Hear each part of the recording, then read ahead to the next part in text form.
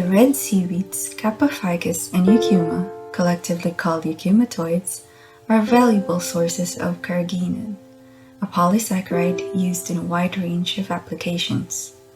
As a food additive, carrageenan is used as a thickener, stabilizer, and texture improver. Carrageenan is also used in cosmetics and hygiene products such as lotions, shampoo, and toothpaste.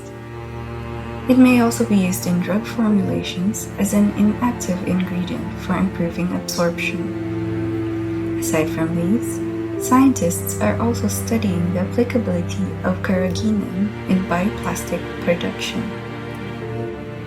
The cultivation of eucheumatoids started in the Philippines in the 1960s, with its first commercial production in the 1970s.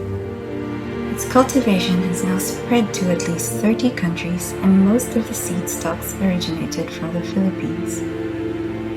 Seaweed farming provides an alternative source of income to coastal communities. It also provides opportunities for women, not only for livelihood, but also for leadership. The contributions of women to the success of the seaweed industry in Africa and Southeast Asia were documented in a review by Amsuya and Hurtado. With 47 seaweed-producing provinces in the Philippines, the seaweed industry supports at least 200,000 fisherfolk families and produces almost 1.5 million metric tons of seaweed, which is valued at 10.6 billion pesos. The industry, however, faces a number of problems, whether by natural or human causes. For our project, we focus on improving the available seed stocks and in the process potentially addressing the issues relating to diseases and epiphytes. How do we address this? A possible solution is strain selection by selective breeding or domestication of wild strains. To do this, we need to first assess the diversity of eucheumatoids in order to know the pool of resources we have on hand. This then led us to the conception of our project. Our study has three objectives. First is to widen the scope of sample collection of both wild and farmed eucheumatoids. Second is to assess the diversity of these eucheumatoids. And lastly, to develop a set of SNP markers as a new tool for diversity assessment. To address the first objective, we collected over 2,000 samples from multiple sites across 6 provinces in the Philippines.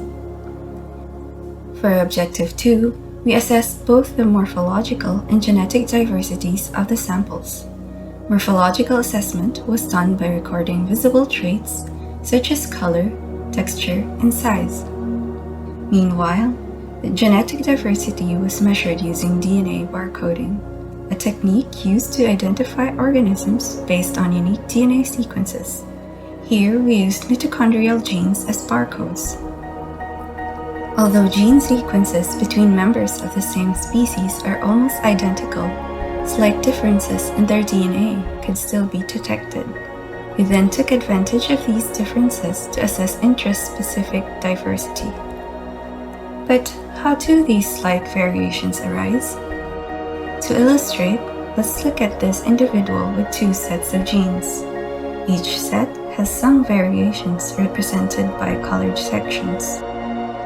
DNA is composed of nucleotides represented by letters, and just as letters make up words, nucleotides in a sequence make up genes. Now the same gene in a second individual may have some sequence variations from the first individual. These sites with nucleotide variations are called single nucleotide polymorphisms, or SNPs for short. Now, how are these variations passed on? Say, individual 1 breeds with individual 2. Their offspring would then inherit one set of genes together with the variations from each parent, following any of these possible combinations below. We call the sequence inherited from a parent a haplotype. But why study genetic variation in eucheumatoids? Gene variations may translate to differences in traits such as temperature tolerance, disease resistance, carrageenan content, and growth rate. This information will be very helpful in selective breeding and seed stock selection. From our analyses, we were able to identify several new haplotypes from samples collected from the wild. Meanwhile, most of the samples collected from farms had the commercial haplotype, which is also found in other farmed samples around the globe. By comparing the genetic variation with physical traits of the samples, we found no obvious connection between the two. DNA barcoding, which relies on the sequence information of a few genes, offer a limited view of genetic diversity. Thus, we proposed our third objective to develop a set of SNP markers from the entire genome. The genome is the entire genetic information of an organism. Previously, we looked only at variations in selected genes.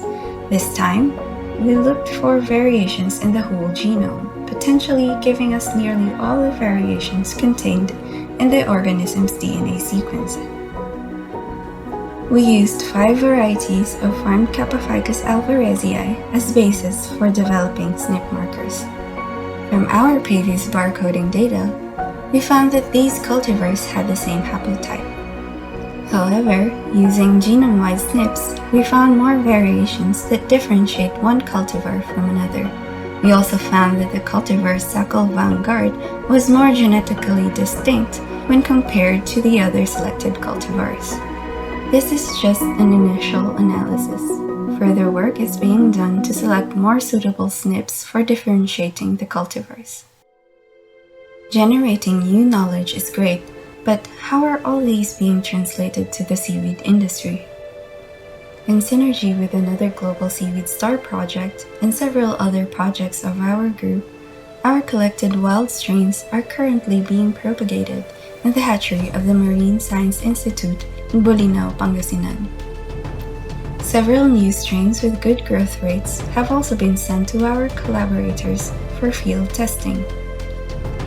We have also sent raw-dried seaweeds for carrageenan analysis to our international collaborators and a local agency. All these are little snippets of our group's research. We continue to strive to produce more knowledge for the improvement of the seaweed industry. And even as the GlobalSeaweedSTAR program reaches its conclusion, we continue our research towards strain improvement, fueled by our aspiration to help our seaweed farmers prosper. Thank you, GlobalSeaweedSTAR, for your support. To our collaborators, thank you for lasting partnerships. Finally, thank you, seaweed farmers, for your perseverance in the midst of trials. You inspire us to move forward.